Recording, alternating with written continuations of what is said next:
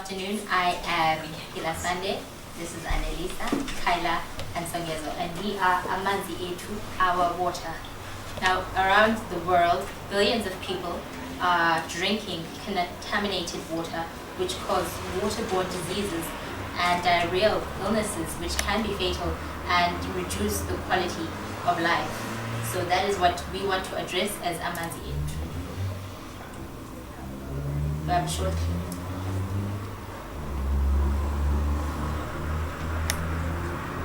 A group of pharmacy students at Rhodes University revealed through tests that there could be fecal contamination in residents' water tanks. So I found out that the tap water was still negative, the borehole water was still negative, but the rain tank water was positive. Tabang and the other pharmacy students have been testing the water by making use of kits created by Dr. Roman Tandler, a lecturer at the university. These tests are conducted after water from the tanks is poured into the kits and monitored over a 12-hour period. If the water in the tanks is contaminated, the water in the testing kits will turn black. So the tank water, the rain water, I don't think it's safe for you. Well, in comparison to the tap water, because the tap water has been tested by the municipality. While the pharmacy students testing the tank water may say it's far from safe, the head of the university's environmental office says that there are multiple factors to consider. I'm aware that most of the tests are coming back positive, i.e. there is microbial activity. I would say that bird droppings are very unlikely to be problematic. You must bear in mind that when they defecate on the roof, it lies there and dries out. So while dried bird feces may be next to harmless in your drinking water, many students wrongly believe that all the tanks on campus are automatically fitted with a system to filter out unwanted waste material. So that filter system is not something that is automatically supplied. It is something that the user has to consciously choose and install.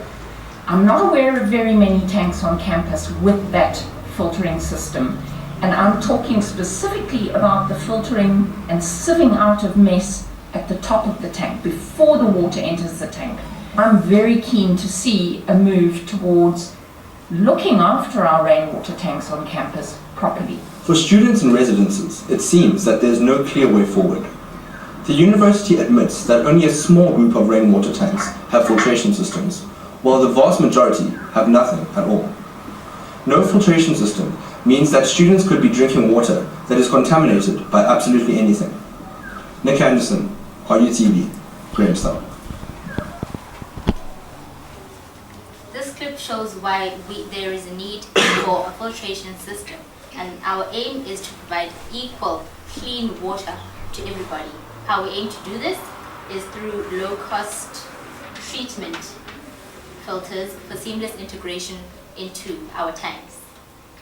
And that is the prototype of the filtration system, which has all the raw materials available and ready.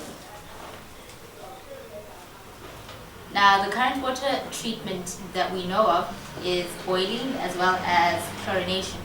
With boiling, there's use of gases in very confined spaces, so that's a health hazard to those who are using it, as well as it's not environmentally friendly.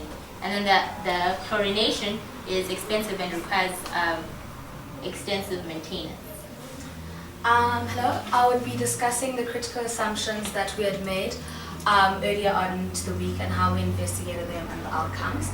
So the first critical assumption that was obviously made is that water is of an inferior quality, and so therefore something needs to be done about that. And our second critical assumption was that there's a known, it's now known that the water is of inferior quality and that it is of concern. Because obviously if you're not concerned, then we don't have a market. But if you are of concern, we would actually do this via testing, of which is the testers that were mentioned in the video, and then obviously from the results testing positive, then that should be of concern to you. And then the third critical assumption was that people would be willing to actually pay for the filtering system. of which, yes, we found that to be true. But the fourth one was implementation. Will have the socio-economic benefits, of which would be evident in that it decreases various health risks in terms of catching waterborne diseases and diarrhea and those kind of illnesses. So that would be beneficial in that people will no longer have to travel to go get clean water, or for the convenience of having to boil water at home, or to not be as productive as they usually are because the water is dirty and they're reacting to it. And so another assumption that we made is that we'd be able to actually produce these at a lower cost than our competitors, because it's not to say that there aren't already existing water filtration systems, but they aren't accessible to all. And let's not lie, Jojo tanks most of the time are used by people living in the outskirts and people who actually need water and don't have usually taps. So for them, I don't think getting a filtration system would be on the top of their list, but if they now know that their water is not as clean as they think it is, and we give them an alternative that's a low cost, then they're more prone to probably being more interested in getting the filtration system. And then the other critical assumption that we made was that we could source raw materials, of which, yes, we can, around Grahamstown. And we found that our early adopters are unsatisfied. Yes, and that was one of our last assumptions, of which unsatisfied in terms of their water. So, yeah, in terms of the water and it being inferior, we tested this assumption by doing a lot of intensive research, that unfortunately Tom couldn't be here with us today, but research that he had done. So yeah. So the research that Tom did actually, on campus showed that there is fecal contamination in the water that we find in Georgian tanks. Collected rainwater in tanks in many developing countries is shown to be contaminated. So this proves that regular monitoring and intervention is required on the water. Okay, the rest of our assumptions were tested through a survey. We used a Google Docs and we circulated it mainly to Rhodes University students, so we didn't really interact much with the wider Grahamstown community. Just for some clarity, our sample size does vary because we did ask 3 of the questions to the class and we didn't want to disregard that information. So for the first assumption, that water contamination is known and that there is a concern, of the 56 respondents, majority were aware and were concerned about this. Then of the second assumption, that people would be willing to pay for some sort of improvement in their water quality. We asked 56 people and majority were willing to pay.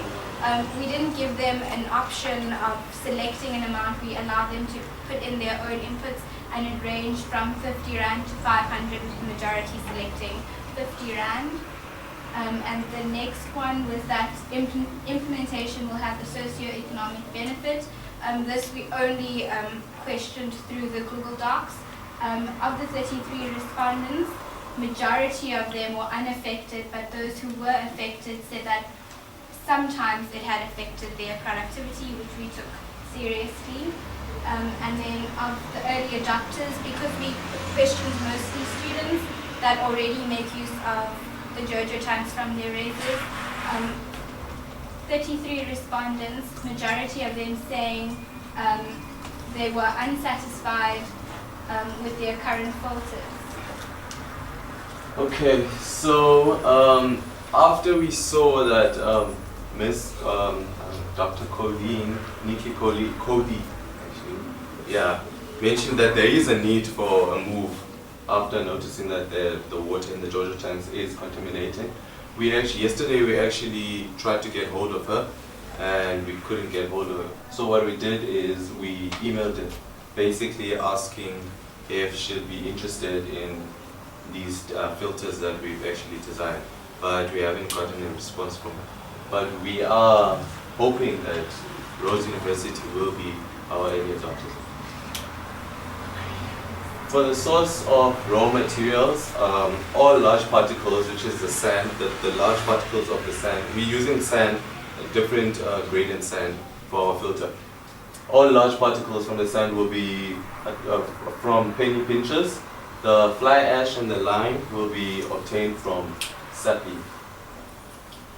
So we aim to produce filters that are at lower cost than our competitors. So when we've done research and we've seen that similar biosand filters range from 250 to 800 rand. But our filter, we've gathered information on how much all the raw materials are going to cost, and each filter is going to cost us about 86 rands per unit. So we're looking at selling each filter at 200 rands. We haven't confirmed. Another, and we also will be selling those test kits, hydrosulfide test kits that was shown on that video for 10 rands. They are being produced at the pharmacy department, Rhodes University pharmacy department. Our partner Tom is partnering with them, so it's going to be easier. We won't have much problem with intellectual property and all those things. Other revenue sources that, our primary revenue source will be selling the filters and also installing them when we need to. We'll also be testing the water from the tanks just to make sure or prove to our clients that the water is contaminated, and also selling the hydrosulfide test kits that were shown in the video. So our short-term goals is firstly acquiring intellectual property, a letter of intent from our early adopters, which is Rhodes University at this point. We want to apply for funding for fund capital, and yeah, that's about it. Thank you very much. We just want to thank everyone who contributed to this beautiful Lean Startup Bootcamp. Chart, Zach, Dr. Tshidi, Mohapeloa, Professor Wenske, who's not here now, Prof. Janice Nelson, the PDEM and the biotech groups. We shared a lot of ideas together. The Environmental Health and Biotechnology Research Group, which Tom Nicholson is part of. They really helped us a lot. And of course the Faculty of Science or Pharmacy, which helped us with the test kits. Thank you.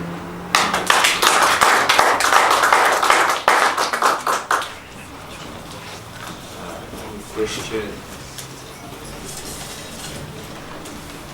How reliable is your product? How reliable is your product?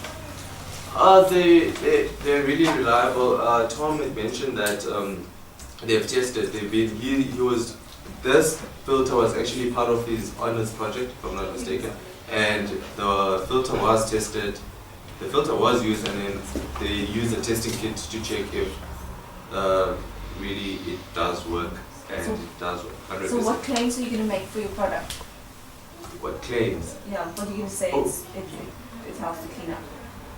I think it would just be contamination in the water in general. I think elements that should not be there. And unfortunately, Tom's not here to give a more technical explanation, but it would just be a matter of sieving out microbial contamination, contaminants, not metal in this case. But since Rhodes University is facing a lot of problems with heavy metals in water, I think we could be helped where we, instead of people going to Pick Bay and Oasis to far away to get water, they can just use tap water. Because, I'm just wondering, how long do you, what's the replacement time for these filters? How often do you expect to actually have to replace them again? Yeah. Oh, it's been tested for 3 years. For as long as 3 years now, but not longer than that. So we don't know yet.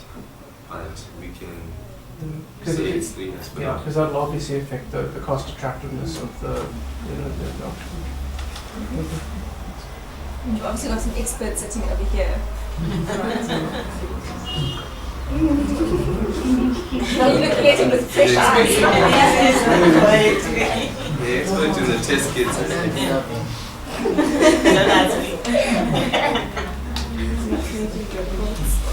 Any more questions? Thank you very much, guys.